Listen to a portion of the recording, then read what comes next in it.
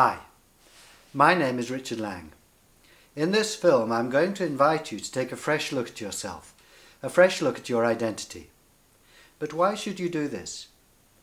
If someone were to inform you that really you were a king or a queen, and that you own dozens of castles and yachts and so on, wouldn't you want to see if it were true? And if it were true, wouldn't you want to claim your inheritance? Well, there's an ancient body of wisdom that says that who we normally think of as ourselves, the one we see in the mirror, isn't all that we are. That's our public identity, who we are on the outside. We also have a private identity, an inner self, and our inner self is far richer and more powerful than any king or queen. Boundless and timeless, it's the source and container of everything. According to this ancient wisdom, the purpose of life is awakening to our private identity, our inner self. Looking steadily within at our divine nature, we claim our inheritance, eternal peace and unfading joy. Remaining open to this infinitely wise, loving and creative source within us, we find ourselves blessed in countless ways. In this film, I'm not going to ask you to believe this ancient wisdom. Instead, I'm going to invite you to carry out experiments that test it, so that you can see for yourself if this claim about who we really are is true or not.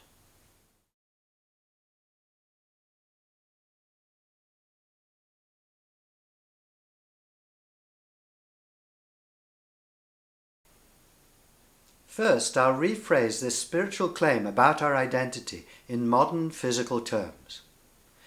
What we are at center, at zero distance, is nothing like what we are from, say, 4 feet away, or from any range in fact.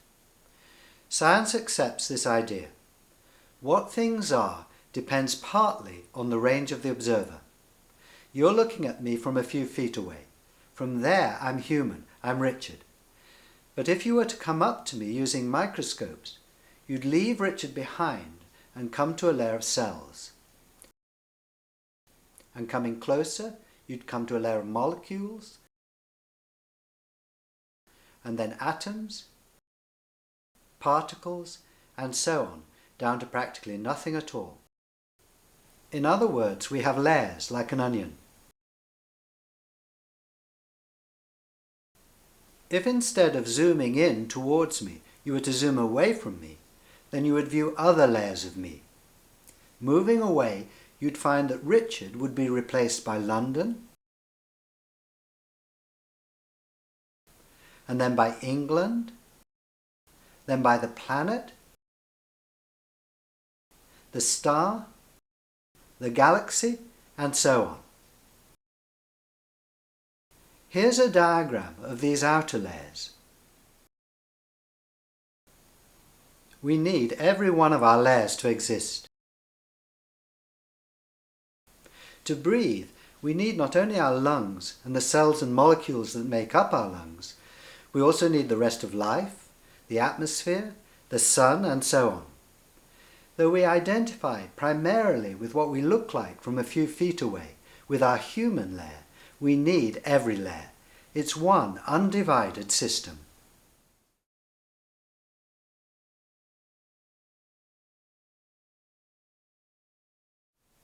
Who or what is at the center of all these layers, right at the heart of this worldwide system? Who am I right here? Who are you right there? In other words, who are we really? Others can tell us what we are from a distance, but they cannot tell us what we are at center simply because they cannot get here. Others always remain outside us, distant from us. But each one of us is at our own center. So each one of us is perfectly placed to see what we ourselves are at center.